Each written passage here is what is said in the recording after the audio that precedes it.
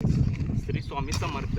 आज गुरुवार आहे आणि आज शेतामध्ये मी आलो आहे बांध ओढण्यासाठी. तर बांध कशासाठी ओढताय तुम्हाला प्रश्न पडला असेल, बांध कशासाठी ओढा तुला. ह्या रानामध्ये आता हे आमचं घराच्या पाठीमागे 10 गुंठ क्षेत्र आहे. त्यामध्ये आम्ही 5 गुंठ रोटर मारला आणि 5 गुंठ सरी सोडलेली आहे, शेंगासाठी सरी सोडलेली आहे. आणि हे जे आहे की नाही, इथं 4 ओपा केलेले आहेत. हा एक ओपा आणि हा एक ओपा, असं 2 ओपा आहेत. हे बांध ओढल्यामुळे ह्यामध्ये आम्ही भाताचं पीक घेणार आहे आणि भाताला सगळ्यात जास्त पाण्याची गरज असते. त्यासाठी हे बांध ओढायला चालू आहेत, जेणेकरून भाताचं पीक चांगलं यावं.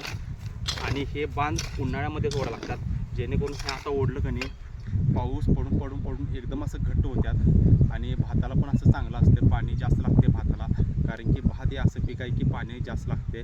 गुट्टा केला तरी चालते. आणि आम्ही आता हे वायपी टोकणार आहे. तरी तुम्हाला शेतातील माहिती कशी वाटली कमेंट करून सांगा लागते. ब्लॉग आवडला असल्यास फॉलो करा लागते. सप्लाय शे. जय हिंद, जय महाराष्ट्र.